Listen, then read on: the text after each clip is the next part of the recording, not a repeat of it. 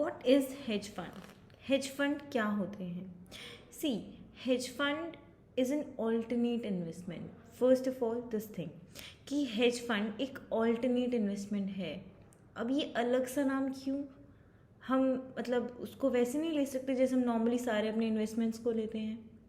No, because the other investments they are conventional investments, जिन्हें हम बोलते हैं कन्वेंशनल इन्वेस्टमेंट्स. जो भी जब हमारे पास पैसे होते हैं और जब हम सेव करना चाहते हैं, तो जितने भी आइडियाज़, जितने भी वेज आपके दिमाग में आते हैं कि हम अपना पैसा इन्वेस्ट करें, दीज आर ऑल कन्वेंशनल. जैसे मुझे जब कहीं इन्वेस्ट करना है तो if I am a very risky person कि नहीं मुझे रिस्क लेना है because I want a high returns, I will go in market. मैं अपना पैसा स्टॉक में लगाऊंगी, स्टॉक एक्सचेंज में लगाऊंगी, यानी कि कंपनी के शेयर्स खरीद लूँगी, बॉन्ड खरीद लूँगी या इनमें इन्वेस्ट करूँगी. लेकिन अगर मैं एक रिस्क एवर्स पर्सन हूँ जिसे रिस्क नहीं चाहिए, I want a very simple life, मुझे मेरा पैसा जैसा है वैसा चाहिए. हाँ ठीक है, थोड़ा ज़्यादा बढ़ के नहीं मिलेगा, बट हाँ मुझे इतना पता है कि जाएगा भी नहीं कहीं. तो मैं क्या करूँगी, एफडी बनवा लूँगी, पीपीएफ में डलवा दूँगी, या सिंपल गोल्ड खरीद के रख लूँगी, कोई ज्वेलरी खरीद के रख लूँगी. Even these are investments. So ये जो इन्वेस्टमेंट है हमारी, शेयर खरीद लेना, कैश में डाल देना, ये वो इन्वेस्टमेंट्स हैं जो एक कॉमन पब्लिक के दिमाग में आती हैं जब उसके पास पैसे हैं और उसे सेविंग्स को कहीं इन्वेस्ट करना है.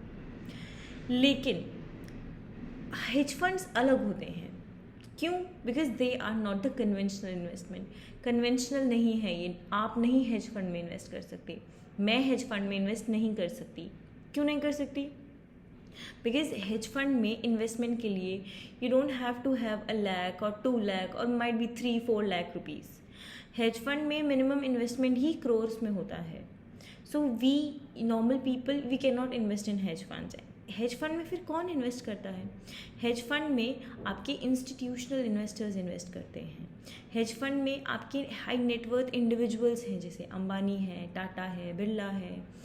These people when they want to invest their money, तो ऑब्वियसली ये 10-20-50 रुपये तो इन्वेस्ट नहीं करेंगे, 1-2 लाख रुपए भी नहीं करेंगे.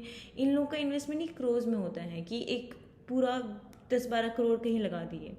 तो ये इन्वेस्टमेंट तो ये हेज फंड में इन्वेस्ट करते हैं, म्यूचुअल फंड में नहीं करेंगे. अब इंस्टीट्यूशनल इन्वेस्टर क्या होते हैं? आपकी LIC जो है, आपका UTI जो है, these are institutional investors. How? Because institutional investors invest somewhere on behalf of someone else. जब मैं किसी के बिहाफ पे इन्वेस्ट कर रहा हूँ, I am an institutional investor because this is what I do. मैं लोगों का पैसा अपने बिहाफ पे कहीं और लगाता हूँ.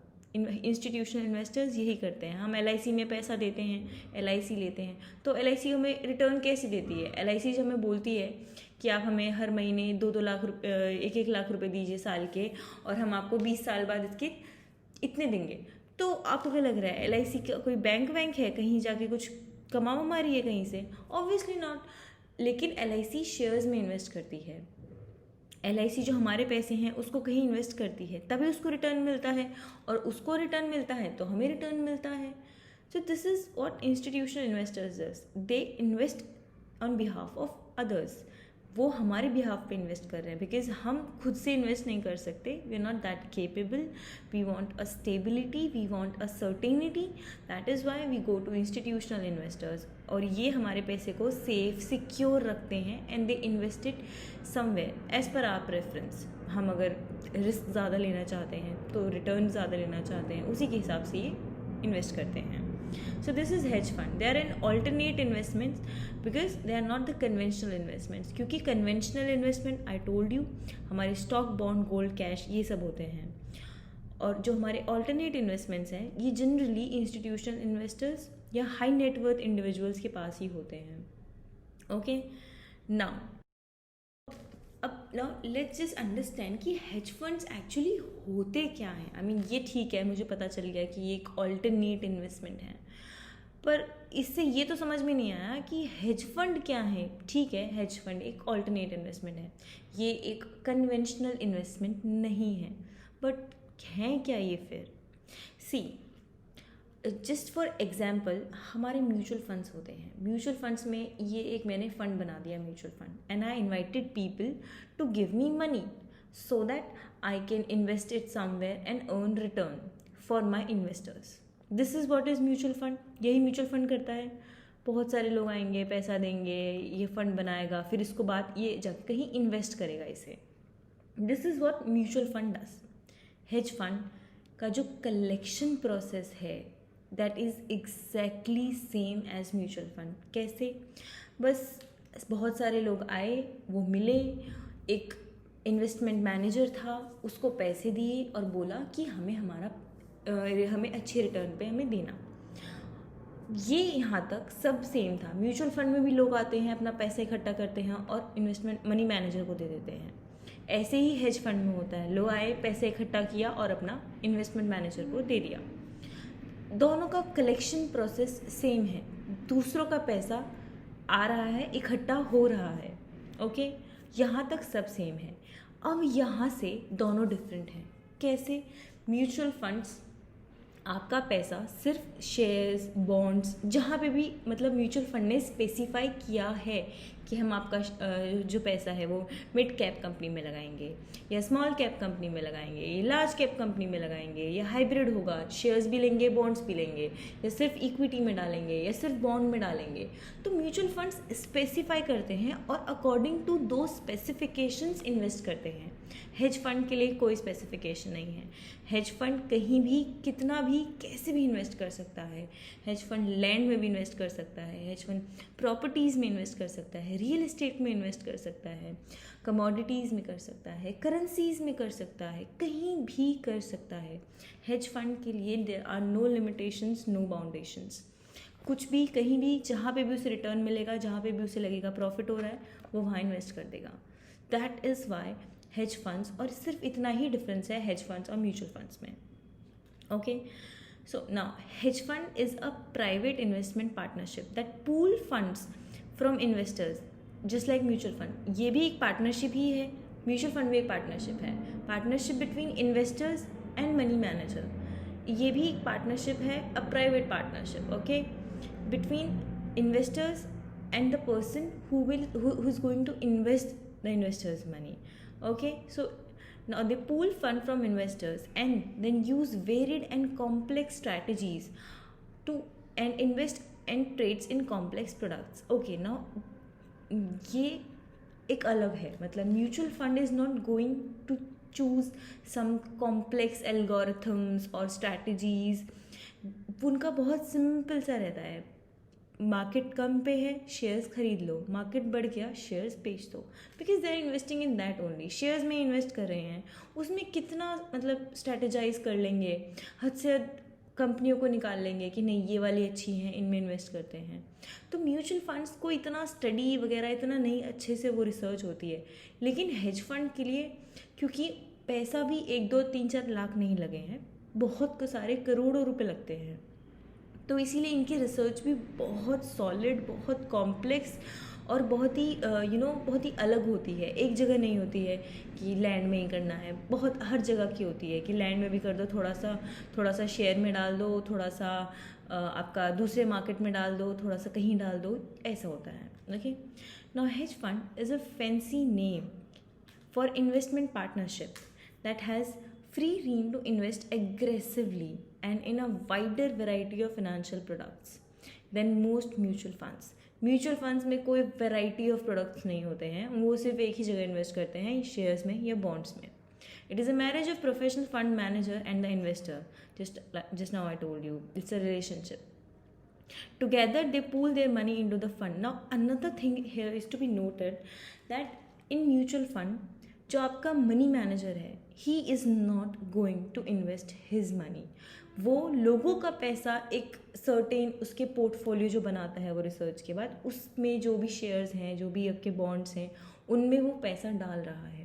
वो अपना पैसा नहीं डाल रहा है, वो इन्वेस्टर का पैसा डाल रहा है. इन्वेस्टर ने मनी मैनेजर को दिया था एंड नाउ म्यूचुअल फंड का money manager is going to invest. Okay, but he is not investing his money, he is investing the investors money. Okay, लेकिन हेज फंड में even the investment manager has to invest his money. Why? Not just think, मैं आके आपसे बोलती हूँ कि मेरे पास एक बहुत सॉलिड स्कीम है, हम ऐसा करते हैं, अपना पैसा इस पर्टिकुलर चीज़ में इन्वेस्ट करते हैं, देखना क्या रिटर्न होगा. Not tell me, you being a sane person, क्या आप मुझे पैसा दे दोगे तुरंत की तुरंत? Just because I said something to you about doubling money, can you provide me your money, your hard earn money? Obviously not. First क्या बोलोगे? भाई तुझे इतना श्योर है तो तू अपने पैसे लगा के देखना. Obviously this is what you are going to say, कि मुझे अगर इतना श्योर है कि मेरे पैसे मैं डबल करके दूंगा तो मैं अपना ही क्यों नहीं लगाता, दूसरों के पास क्यों जा रहा हूँ लगाने के लिए? ऑब्वियसली इसलिए क्योंकि मुझे खुद ही श्योर नहीं है पैसा डबल होगा नहीं होगा, तभी तो मैं दूसरों के पास जा रहा हूँ. इतना अगर मैं श्योर हूँ तो मैं अपना ही लगाऊंगा ना, अपने आप को प्रॉफिट दिलाऊंगा. तो ऐसा नहीं होता. इसीलिए जो हेज फंड्स होते हैं, they need credibility. They want कि पीपल एक श्योरिटी के साथ आए, ना कि विद सम ड्यूबियसनेस कि हमें नहीं पता, शायद बढ़े शायद ना बढ़े. ये सब नहीं होता है हेज फंड. इसीलिए जो हेज फंड में जो हमारा मैनेजर है, इन्वेस्टमेंट मैनेजर, उसको बहुत स्ट्रॉन्ग नॉलेज होता है हर चीज़ का. वो कोई ऐसे ही लल्लू पल्लू नहीं होता है. He is a Harvard graduate, जो वन टाइम हार्वर्ड ग्रेजुएट होते हैं, जो 6-7 सालों में एक बार निकलते हैं. Those kind of person only they are given this that privilege of managing other people's fund. And fund भी छोटे मोटे तो है नहीं कि हाँ भाई चलो हो गया नुकसान तो कोई बात नहीं, हो गया क्या कर सकते हैं. फंड भी करोड़ों के होते हैं, तो इतना नहीं ले सकते हैं. इस वजह से even the investment manager, he has to pool his money. उन लोगों के पैसों के साथ, ये बहुत सारे लोग आए हेज फंड में पैसे दिए, इनके साथ ये जो इन्वेस्टमेंट मैनेजर है, इवन ही हैज़ टू पे हिज मनी. वो भी अपना शेयर लेके आएगा, दिखाएगा कि देखो भाई मैं भी डाल रहा हूँ, ऐसी बात नहीं है, भरोसा रखना मेरे पे, अच्छे रिटर्न आएंगे. तो वो भी अपना पैसा डालता है एंड टुगेदर फिर इस फंड को ही इन्वेस्ट, जहाँ करना है वो वहाँ करेगा, but he invest together with the investors money. Okay, now what are the features? Features में क्या, I just told you everything. Hedge fund क्या है? It is a financial partnership that use pooled funds and employ different strategies to earn active return for their investors.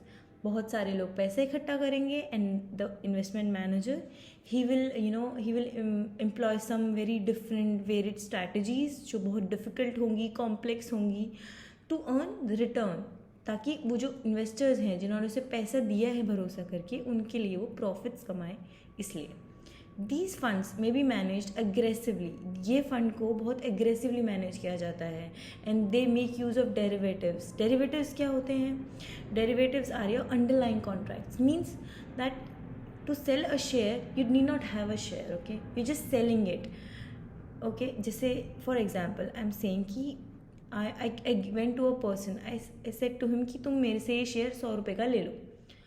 तो वो क्या बोलेगा, ठीक है पर मैं RG स्क्वायर ऑफ करूँगा, तो इनकेस अगर मैं तेरे को सेल कर रहा हूँ शेयर और इसका प्राइस ऊपर नीचे होता है तो तू मुझे रिमेनिंग पैसे दे देना या मैं तुझे रिमेनिंग पैसे दे दूँगा. ओके, सो डेरिवेटिव में you need not have a share to sell a share. Derivative एक अंडरलाइन कॉन्ट्रैक्ट होता है कि यू आर बाइंग और you are selling something that you don't have actually. और आप आप जैसे you want to buy a stock, you are of this view कि ये वाला स्टॉक जो है ऊपर जाएगा, और तुम्हें पता है कि ये सिर्फ आज ही होगा और आज में ही आपको निकल जाना है ये सेटल करके सब कुछ. तो यू थिंक सुबह आज इसका प्राइस खुला 100 रुपये पे था और शाम को इसका 120 हो गया, तो तुमने क्या किया, तुमने सुबह 100 पे खरीद लिया और 120 पे बेच दिया. This is what you have done, but you never had the share.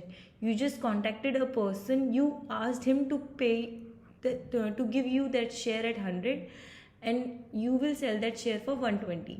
पर उसने उसको बोला तो शेयर रख, ऐसा कर, तू मुझे 20 रुपये दे दे जो मैंने आज कमाए हैं, तो शेयर भी तेरे पास रहेगा और कोई प्रॉब्लम भी नहीं है. This is what derivative is. Derivative में you need not have that instrument जिसपे हम जिस पे हम बैठ के स्पेकुलेट कर रहे हैं या बेट कर रहे हैं. It is an underlying instrument.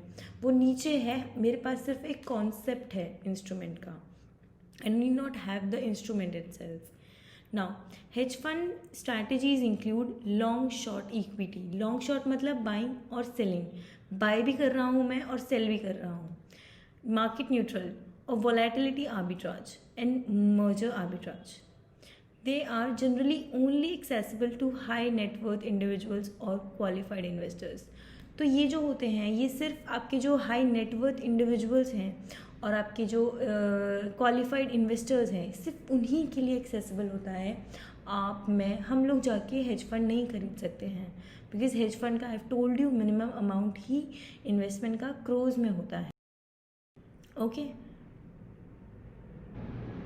Now another features, अब दूसरे फीचर्स हैं hedge funds investment universe is unlimited. Okay, unlimited मतलब लिमिटेड नहीं है। क्यों लिमिटेड नहीं है? I have already told you. Hedge fund कहाँ इन्वेस्ट करेगा, कितना इन्वेस्ट करेगा, कैसे इन्वेस्ट करेगा, क्यों इन्वेस्ट करेगा, हेज फंड को ये सब बताने की ज़रूरत नहीं है।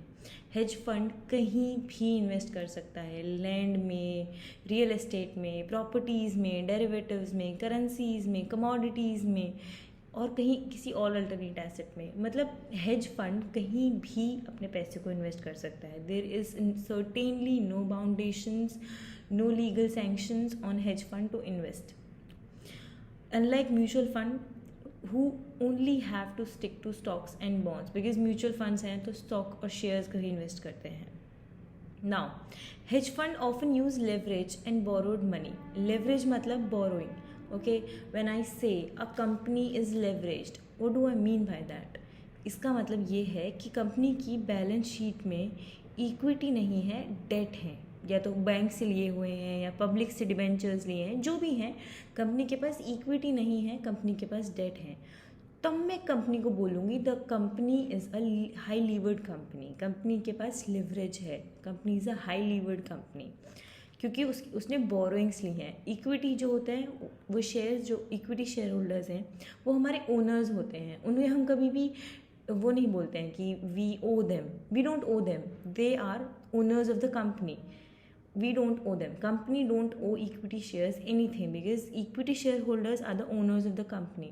और कोई ओनर को थोड़ी ना कुछ ओ करता है, लेकिन debentures are not the owners. Company के लिए these people are borrowers. Okay, now hedge funds they use leverage and borrowed money to amplify their returns. To amplify their returns, they use borrowed money, okay, which potentially exposes them to much wide range of investment risk. अब now just suppose you're selling something that you don't have with this view कि नहीं मैं इसे 100 रुपये पे cell कर देता हूँ and I'm damn sure within a month or 2 months the price will be 80. So I'm selling it at 100 with some borrowed money कि मैंने borrow करके 100 ले लिए थे और उसको सेल कर दिया and I will get in 2 months में ये 80 आ जाएगा, तो मैं 80 पे खरीद लूँगा, मुझे 20 रुपये का प्रॉफिट हो जाएगा। ये जो 100 मैंने उधार लिए हैं इन पे कितना इंटरेस्ट जाएगा मैक्स टू मैक्स 3-4 रुपये का 2 महीने का, तो वो मैं दे दूँगा, 20 में से 3 गए, नेट मुझे 17 रुपीज़ का प्रॉफिट होगा। ये मेरे हेज फंड मैनेजर ने सोचा था। नाउ सपोज कि इसकी जगह उल्टा हो गया, 100 की जगह ये शेयर 2 महीने बाद 120 का हो गया। नाउ सी व्हाट हैपन्स, पहले तो 20 का लॉस, दूसरा 3 रुपये का इंटरेस्ट, तो उसे अब खर्चा कितना करना पड़ रहा है 23, फालतू फुकट में हो गया ना। तो इसीलिए अगर यहाँ पे हमारा प्रॉफिट है तो डेफिनेटली बिकॉज स्पेकुलेशन है तो रिस्क भी बहुत ज़्यादा है, जो कि हमने देखा भी था जब हमारा सब प्राइम क्राइसिस और ग्रेट रिसेशन आया था। और उसके बाद द फेमस 2-20 स्ट्रक्चर, यानी कि 2% of assets and 20% of your profits, ये हमारे इन्वेस्टमेंट मैनेजर के होते हैं। एसेट्स का 2% और प्रॉफिट का 20% इन्वेस्टमेंट मैनेजर लेके जाता है। Okay, the regulation of hedge fund हमारी इंडिया में, in fact all over the world, hedge funds are not that regulated funds, जिसे हम बोलते हैं कि mutual funds, they are so much regulated. I mean they have to calculate their NAV, उन्हें अपना NAV बताना पड़ता है every day, उनको अपना NAV पब्लिश करना पड़ता है, दिखाना पड़ता है कितना NAV है, या फिर उनको सब कुछ बताना पड़ता है कि उन्होंने कौन कौन से शेयर्स में पैसा लगाया है, कितना कितना पैसा लगाया है, उनके रिस्क मैनेजमेंट टूल्स क्या हैं, everything they have to disclose, सब कुछ डिस्क्लोज करना पड़ता है म्यूचुअल फंड्स को। लेकिन हेज फंड्स ऐसा नहीं करते हैं। क्यों? सबसे पहली बात तो हेज फंड में लोग ही कम हैं। म्यूचुअल फंड में 5-5 हज़ार रुपये लेके लोगों ने इन्वेस्ट कर रखा है, हेज फंड में 5-5 करोड़ों का इन्वेस्टमेंट है, जहाँ हमारे 2 लाख लोग थे, वहाँ मिल के कुल एक 20 लोग हैं। अब 20 लोगों के लिए आपको लगता है सेबी इतनी परेशानी झेलेगी इन्वेस्ट इसकी रेगुलेशन की? ऑब्वियसली नॉट, क्योंकि जो परेशानियां हैं, SEBI is for investors grievance. अब उसमें इन्वेस्टर्स हैं, ठीक है माना, लेकिन वो इन्वेस्टर कौन है? अंबानी, टाटा, बिरला? Obviously no. और हमारे म्यूचुअल फंड में सब लोग होते हैं, मैं भी हूँ, आप भी होंगे, बहुत सारे लोग mutual funds, we are common people. अगर हमारे 2 4 5 लाख भी डूब जाएंगे तो बहुत अग्रीव फील होता है। तो SEBI regulates mutual fund because mutual fund में बहुत चंक मनी इन्वॉल्व होता है, बहुत सारे लोगों का पैसा इन्वॉल्व होता है। और ये फिर बात एक नॉर्मल इन्वेस्टर के लिए आ जाती है। We are not that we people are most of the people investing in mutual fund, they are hand to mouth people. Salary आती है, वो थोड़ी बहुत जो बचती है उसको म्यूचुअल फंड में डाल देते हैं। लेकिन हेज फंड वाले लोग तो ऐसे नहीं होते ना, वो एंटीला में रहने वाले लोग हैं, तो उनको कोई फ़र्क नहीं पड़ेगा उनका पैसा डूबे या ना हो। तो इसीलिए हेज फंड्स को रेगुलेशन नहीं होता है, कोई रेगुलेट नहीं करता हेज फंड्स को। Now, hedge funds face little regulation from SEBI compared to other investment vehicles. Offshore hedge funds, जो हमारे ऑनशोर हेज फंड्स, ऑनशोर मतलब इंडिया के जो हेज फंड्स हैं, they are still subject to certain degree of regulation, like setting up the comprehensive risk management framework, या private placement memorandum जो है उनका, उसमें हमारे जो रिस्क मैनेजमेंट टूल्स हैं वो सब होने चाहिए।